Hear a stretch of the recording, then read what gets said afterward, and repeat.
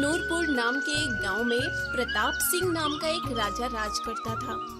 राजा प्रताप सिंह बहुत ही समझदार और दयालु थे और अपनी प्रजा का बहुत ध्यान रखते थे। राजा प्रताप सिंह अपने मंत्री दुष्यंत सिंह पर बहुत विश्वास करते थे। मंत्री भी उसकी तरह बहुत बुद्धिमान था, परंतु राजा को अपने दोनों राजकुमारों की बेवकूफी की वजह से हमेशा ही बहुत चिंता रहती थी। अरे मंत्री जी, आप मुझे कोई उपाय बताओ। मैं ऐसा क्या करूं कि मेरे दोनों राजकुमार को भी बुद्धि मिल जाए। दोनों भाई एक जैसे मूर्ख हैं, उन्हें कोई बात समझ में ही नहीं आती। मेरे बाद इन्हें ही तो इस राज्य को संभालना है और प्रजा की सेवा करनी है। अगर यही सब चलता रहा तो ये सब इस राज्य की देखभाल कैसे करेंगे? आप बिल्कुल चिंता मत करिए महाराज, सब ठीक हो जाएगा। ऊपर वाला इन दोनों को अकल और बुद्धि दोनों दे देगा। आप अभी इन्हें समझाते रहिए बस। राजा मंत्री की बात सुनकर चुप हो गए। उसने अपनी पूरी कोशिश करके देख ली थी, मगर दोनों राजकुमार कोई बात सुनने को तैयार ही नहीं होते थे। मैं शिकार पर जा रहा हूँ, कुछ दिनों के बाद वापस आऊंगा। मेरे बाद राजकुमार रणवीर ही इस महल की देखभाल करेंगे और सभी लोगों का ध्यान भी रखेंगे। मुझे पूरा विश्वास है राजकुमार कि आप मेरा विश्वास नहीं तोड़ेंगे, बल्कि जो जिम्मेदारी मैंने आपको दी है आप उसे अच्छे से निभाएंगे। आप बिल्कुल चिंता मत कीजिए पिताजी, आप मुझे बहुत बेवकूफ़ समझते हैं। आप जब शिकार से वापस आएंगे तो आपको पता चलेगा कि मैं इतना बेवकूफ़ नहीं हूँ, बल्कि मुझ में अकल है अकल।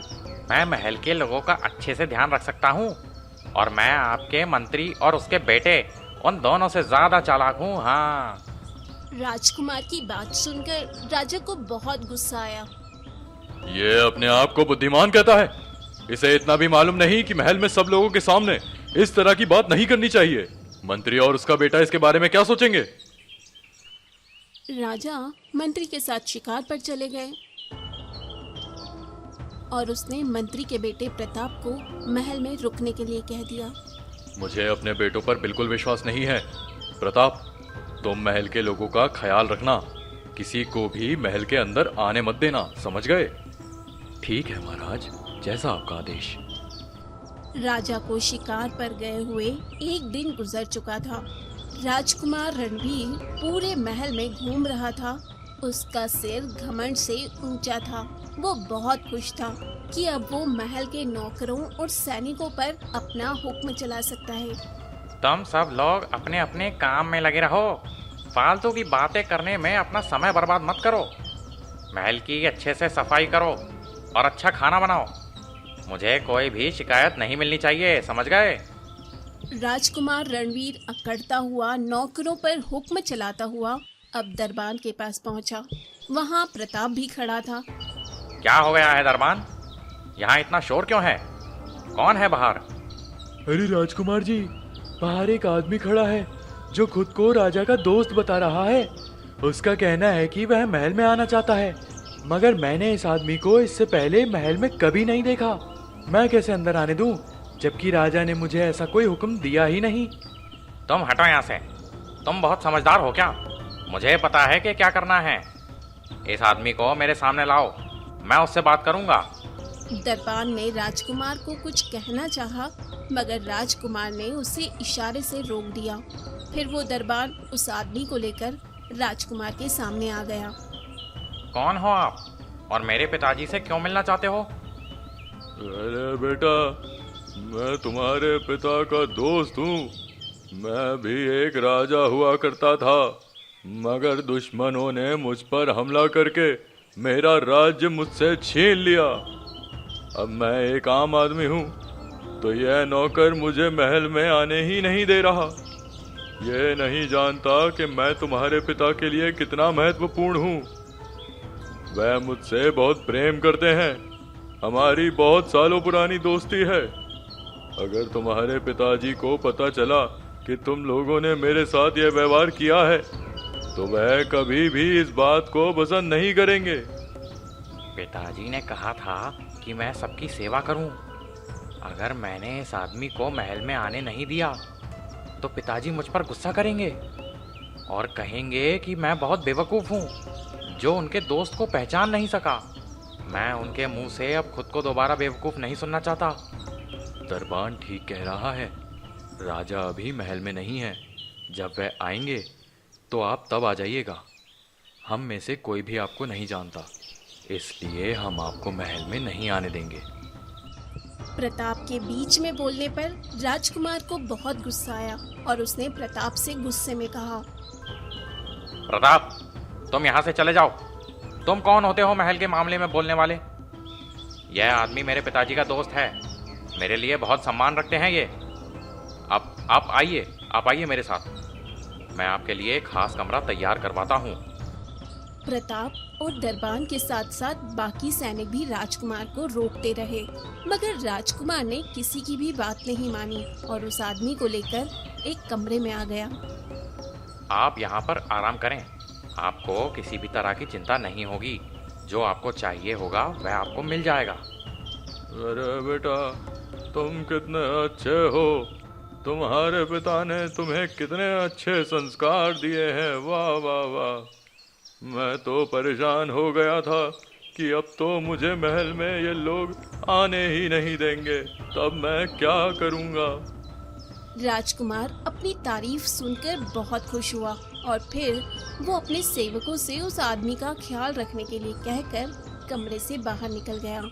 दूसरी तरफ प्रताप बहुत परेशान था। मुझे ये बात राजा को बतानी होगी। यह आदमी मुझे कुछ ठीक नहीं लग रहा। शक्ल से ही खतरनाक चोर लग रहा है और राजकुमार ने अपनी जिद में आकर इसे महल में ठहरा लिया है। वह कहीं हमारे लिए कोई मुसीबत ना बन जाए। आप सही कह रहे हैं। इस आदमी पर हम विश्वास नहीं कर सकते। मैं अपने तरीके से इस आदमी पर नजर रखूंगा और यह जानने की कोशिश करूंगा कि यह कौन है, किस मकसद से इस महल में आया है। तुम राजा को संदेश भेजो कि वह महल में वापस आ जाएं। उन्हें शिकार पर गए हुए भी काफी दिन हो चुके हैं। राजा को तुरंत ही सैनिकों के द्वारा संदेश भेजा गया और दूसरी तरफ प्रताप भी चोरी छिपे उस अजनबी पर नजर रखने लगा। जब आधी रात को वो अजनबी आदमी अपने कमरे से निकला। खजाना वाला कमरा पास में ही है। मुझे वहाँ पहुँचने में देर नहीं लगेगी। वो आदमी थोड़ा दूर गया तो उसे दो सैनिक दिखे। अरे वाह, मैं भी कितना चालाक हूँ। सारा इंतजाम करके आया हूँ। मैं इन दोनों को बेहोश कर देता हूँ और फिर इस कमरे के अंदर चला जाता हूँ। अब ये सारा खजाना लूट कर चला जाऊंगा। सच कहते हैं सभी लोग, ये दोनों राजकुमार तो सच में बहुत मूर्ख हैं। इनको बेवकूफ बनाना कौन सा मुश्किल काम है। अजनबी आदमी थोड़ा आगे आया और फिर उसने एक रुमाल पर दवा लगाकर उन दोनों सैनिकों के पास धीरे से जाकर जैसे ही वो रुमाल बारी बारी से उन दोनों के मुंह पर रखा, वैसे ही दोनों सैनिक बेहोश होकर जमीन पर गिर जाते हैं। फिर वो चारों ओर अपनी नजर दौड़ाकर चुपके से खजाने वाले कमरे में चला गया। मैं जल्दी जल्दी थैले में ये सोने के सिक्के डाल लेता हूँ और फिर यहाँ से निकलने की कोशिश करता हूँ। इससे पहले कोई आ जाए, मुझे यहाँ से दूर भाग जाना चाहिए। उस आदमी ने सोने के सिक्के अपने थैले में डाले और वहाँ से तेजी से बाहर निकलने लगा। जैसे ही वो कमरे के बाहर निकला तो वो सामने प्रताप, राजा और मंत्री के साथ बाकी सैनिकों को देखकर चौंक गया। पकड़ लो इस आदमी को। कौन है ये और इस महल में किस इरादे से घुसकर आया है? यह यहाँ से बचकर न जाने पाए। अजनबी आदमी ने सैनिकों को धक्का देकर भागना चाहा, परंतु फिर से वो आगे खड़े एक सैनिक के हाथों पकड़ा गया और फिर उसे राजा के सामने ले जाया गया। कौन हो तुम? बताओ, तुम यहाँ किस इरादे से आए थे? महाराज, मैं एक बहुत गरीब आदमी हूँ। मैं इतने दिनों से छोटी मोटी चोरियाँ करके अपना गुजारा कर रहा था। जब मुझे ये बात पता चली कि आप शिकार पर जा रहे हैं तो मैंने सोचा कि महल में आकर एक बड़ा हाथ मार लिया जाए। अपनी गरीबी से तंग आकर ही मैंने ये चोरी का काम शुरू किया है। आप मुझे क्षमा कर दे महाराज। मैं वादा करता हूँ कि कि अब से मैं हमेशा के लिए चोरी करना छोड़ दूंगा। उस आदमी की बात सुनकर राजा को बहुत गुस्सा आया। मैं अगर लोगों के पापों पर उन्हें क्षमा कर दूं और उन्हें उनके किए की सजा ना दूं तो धीरे धीरे मेरी प्रजा भी ऐसे ही जुर्म करने लगेगी। मैं किसी भी पापी को बिना सजा के नहीं छोड़ सकता। तुम्हें तुम्हारे किए की सजा जरूर मिलेगी। राजा ने ये बात कहकर उस चोर को कैद खाने में डाल दिया और फिर राजकुमार को अपने सामने बुलाया और उसे डांटने लगे। जब तुम्हें दरबान और प्रताप ने मना भी किया कि उन्होंने इस आदमी को पहले कभी नहीं देखा, तो तुमने उनकी बातों पर विश्वास क्यों नहीं किया? इस आदमी से मेरे बारे में जानकारी लेते।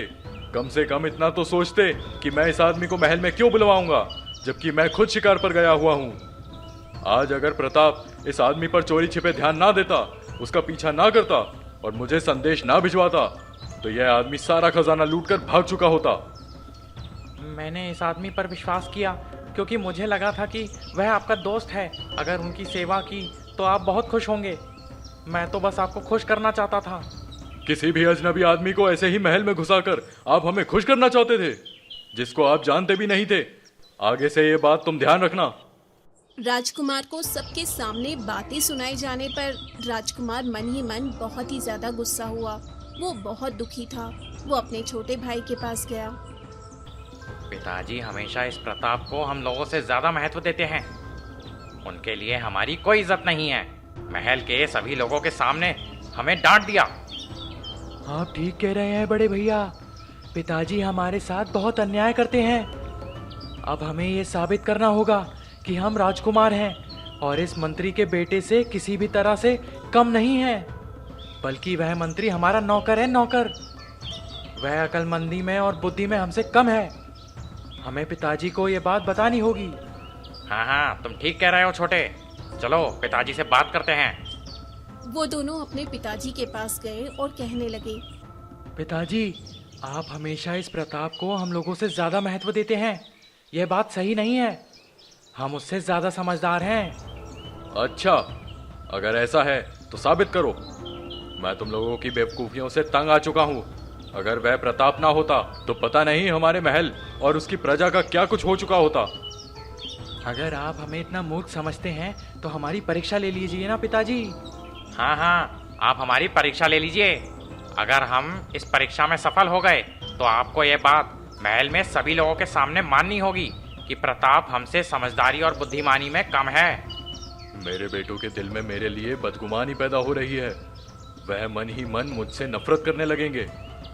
मुझे ऐसा नहीं करना चाहिए। माना कि प्रताप इन लोगों से बहुत बुद्धिमान है, मगर बार बार ये बात करके मैं अपने बेटों का दिल नहीं तोड़ सकता। बड़े भैया सही कह रहे हैं। आप हमारी परीक्षा ले लो। हम हर तरह की परीक्षा देने के लिए तैयार हैं। राजा ने तीनों को बुला लिया। मैं तुम तीनों की परीक्षा लेना चाहता हूँ। देखता हूँ कि इस परीक्षा में कौन सफल होता है। जैसा आपका आदेश महाराज। दोनों राजकुमार भी राजा की हाँ में हाँ मिलाने लगे। जी पिताजी, हम दोनों ये परीक्षा देकर ये साबित कर देंगे कि हम उस प्रताप से कम नहीं हैं। ठीक है, सुबह मैं तुम तीनों को एक जगह पर लेकर जाऊंगा। तुम तीनों अकेले रहोगे, एक दूसरे से बात भी नहीं करोगे और ना ही एक दूसरे की मदद कर पाओगे। सुबह होते ही राजा इन तीनों को लेकर एक जगह पर चला गया था, जहाँ पर दूर दूर तक मिट्टी ही मिट्टी के ढेर लगे हुए थे। यही है तुम तीनों की परीक्षा।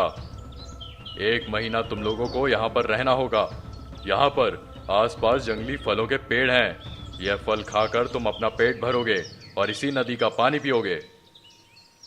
तीनों ने राजा की बात को मान लिया। अब तुम तीनों मुझसे वादा करो कि तुम तीनों एक दूसरे से बात बिल्कुल नहीं करोगे और ना ही एक दूसरे के बारे में जानने की कोशिश करोगे।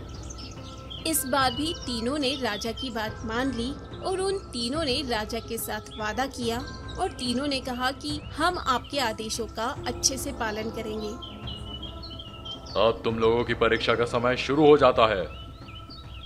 राजा रणवीर सिंह को एक मिट्टी के ढेर के पास लाया और कहने लगा, तुम्हें इस मिट्टी के ढेर को पैसा कमाने के लिए इस्तेमाल करना है। इस मिट्टी के ढेर को इस्तेमाल करके तुम दौलत कैसे कमा सकते हो, मुझे तुम ये करके दिखाओगे। राजा की बात सुनकर रणवीर सिंह हैरान रह गया। अरे पिताजी, मिट्टी से पैसे कैसे कमाए जा सकते हैं? ये क्या कह रहे हैं आप? तुम्हारी परीक्षा का समय शुरू हो गया है। बस अब ये बात तुमने मुझे बतानी है और मुझे करके दिखानी है कि तुम मुश्किल हालातों में भी जीवन बिता सकते हो और मेहनत करके पैसा कैसे कमा सकते हो। मुझे राज्य के लिए एक ऐसा ही राजा चाहिए जो हर तरह के हालातों का सामना कर सके और हर तरह की मुश्किलों का उपाय निकाल सके। जब तुम तीनों इस परीक्षा में सफल हो जाओगे तो मैं तुम तीनों की एक और परीक्षा लूंगा। इसके बाद राजा राजकुमार सूरज को भी एक मिट्टी के ढेर के पास लेकर गया और यही बात कही। फिर वो प्रताप को भी एक मिट्टी के ढेर के पास ले गया और उससे भी यही कहा। अब मैं पूरे 1 महीने बाद यहाँ पर आऊँगा और तुम लोगों का काम देखूंगा। तुम लोग बेईमानी नहीं करोगे, ना ही किसी से मदद लोगे। यहाँ पर आसपास मेरे बहुत सारे सैनिक हैं जो छिपकर तुम लोगों को देख रहे हैं। अगर तुम लोगों ने कोई भी होशियारी करी तो उसे सजा मिलेगी। राजा वहां से अपने महल की ओर चले गए, लेकिन दोनों राजकुमार और प्रताप अपना अपना सर पकड़कर बैठ गए। जब इन तीनों को भूख लगती है तो वो जंगल से फल लेकर खा लेते हैं, नदी से पानी पी लेते और फिर उसी जगह पर आकर बैठ जाते। सबसे ज्यादा राजकुमार रणवीर परेशान था। अब इस मिट्टी से पैसे कैसे कमाए जा सकते हैं? मैं क्या करूं? हे ऊपर वाले, तू ही मेरी मदद कर, तू ही मुझे कोई गुण सिखा। दूसरी तरफ राजकुमार सूरज भी मिट्टी के ढेर के पास सोच रहा था। ऐसे कैसे हो सकता है? मिट्टी से पैसे कैसे कमाए जा सकते हैं? अगर पिताजी ने ये बात कही है तो कुछ सोच कर ही कही होगी। कहीं ऐसा तो नहीं है इस मिट्टी के नीचे कोई खजाना छिपा हो? अगर ऐसा है तो मैं इस मिट्टी को खोदूंगा और खजाना निकाल लूंगा। राजकुमार सूरज के दिल में जब ये ख्याल पैदा हुआ तो उसने दोनों हाथों से मिट्टी खोदना शुरू कर दी थी। रोजाना वो जंगल में जाकर फल खाकर अपना पेट भर लेता और फिर से अपने काम में लग जाता। पिताजी ने हमें सिर्फ 1 महीने का समय दिया हुआ है। अगर 1 महीने में हम खुद को साबित नहीं कर पाए तो बहुत मुश्किल हो जाएगी। अब फिर से राजकुमार सूरज मिट्टी को खोदने लगा था। दिन रात लगाकर उसने सारी मिट्टी को खोद लिया, मगर उसे कुछ भी नहीं मिला। दूसरी तरफ मंत्री का बेटा प्रताप भी मिट्टी के ढेर के पास सोच रहा था कि वो क्या करे। तब उसके मन में एक उपाय आया। मैं एक काम करता हूँ। मैं नदी के आसपास कोई ऐसा बर्तन ढूंढता हूँ जो इस काम में मेरी मदद कर सके। पिताजी ने मुझे बताया था कि मुश्किल समय में जब आपके पास कुछ ना हो, जब आप खाली हाथ हों, तब आपको यह सोचना चाहिए कि आप कौन सा ऐसा काम है जो करके अपनी मुश्किल को हल किया जा सकता है। और जो काम मुझे करना आता है मैं वही करूँगा। प्रताप सिंह ने जंगल में नदी के आसपास घूमकर कुछ बर्तन ढूंढ लिए थे और उनसे पानी लाकर इस मिट्टी के ढेर के पास रख दिया था और फिर वो अब दिल लगाकर अपना काम करने लगा। उसने छोटे छोटे मिट्टी के बहुत सारे बर्तन बना। देखते ही देखते 1 महीने का समय गुजर गया। राजा सबसे पहले राजकुमार रणवीर के पास आए। हाँ रणवीर, बताओ मुझे, तुमने इस मिट्टी के ढेर से पैसा कमाने का कौन सा गुण सीखा है? मुझे क्षमा कर दें पिताजी, मगर मिट्टी से पैसा नहीं कमाया जा सकता। ऐसा संभव ही नहीं है। मैंने बहुत सोचा मगर फिर भी मुझे कुछ समझ नहीं आया। ठीक है, मेरे साथ आओ। हम देखते हैं कि छोटे राजकुमार और प्रताप ने क्या किया है। अब वो छोटे राजकुमार के पास गया तो राजा हैरान रह गया। यह क्या किया तुमने? इतनी ज्यादा मिट्टी खोद रखी है और मुझे ये बताओ कि तुमने मिट्टी से पैसा कमाने का कौन सा गुण सीखा है? मुझे क्षमा कर दें पिताजी, मैंने बहुत कोशिश की।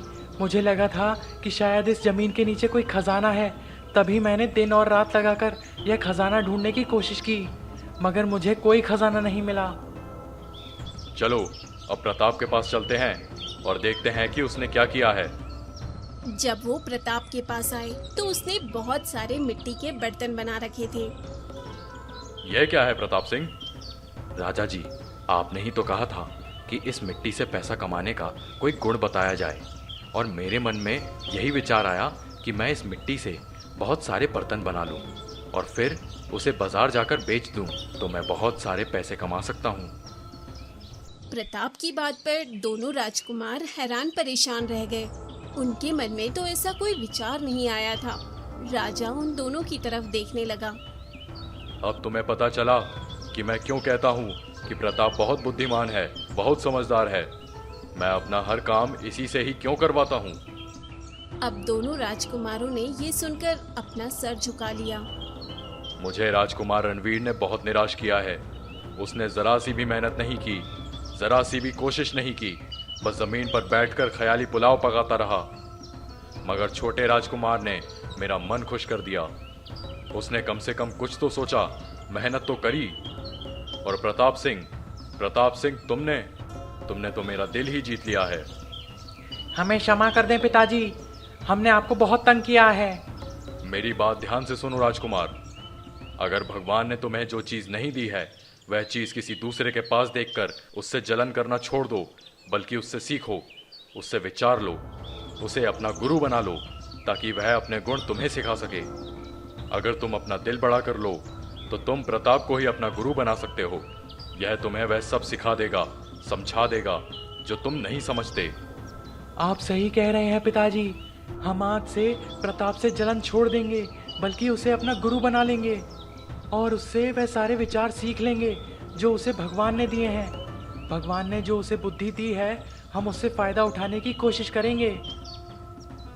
मुझे खुशी है कि तुम लोगों को समय पर यह बात समझ में आ गई। अब मैं शांत हो गया हूँ कि तुम दोनों अब अपनी जिंदगी में बहुत आगे जा सकते हो। जब इंसान को अपनी किसी कमी या खामी का एहसास हो जाता है तो उसके सीखने का सिलसिला शुरू हो जाता है और अब से तुम लोग अच्छी अच्छी बातें और अच्छे अच्छे काम सीखोगे। उस दिन के बाद से दोनों राजकुमार ने प्रताप से जलन करना छोड़ दिया, बल्कि उसकी बुद्धिमानी को अपने से ज्यादा मानकर और उससे सलाह लेकर ही अपना काम करने लगे। राजा ने राजकुमार सूरज को राजा बना दिया था और प्रताप सिंह को मंत्री, जबकि राजकुमार रणवीर भी प्रजा के पास जाकर उनका दुख सुनता और उनका उपाय निकालता था। अब वो तीनों मिलकर अपने राज्य के लोगों की सेवा कर रहे थे। राजा का मन अब ये सब देखकर खुश और शांत रहने लगा और अब उनके मन में कोई भी शिकायत नहीं थी और न ही अब उन्हें भगवान से कोई शिकायत रही। तो दोस्तों, कैसी लगी आपको ये कहानी, हमें कमेंट बॉक्स में बताएं और साथ ही हमारे चैनल को सब्सक्राइब करें। अब मिलते हैं आप सभी से ऐसी मजेदार कहानी में। तब तक आप यूं ही हमारी कहानियों का आनंद लेते रहें और अपना और अपने परिवार का ध्यान रखें। इस कहानी को पूरा देखने के लिए बहुत बहुत धन्यवाद।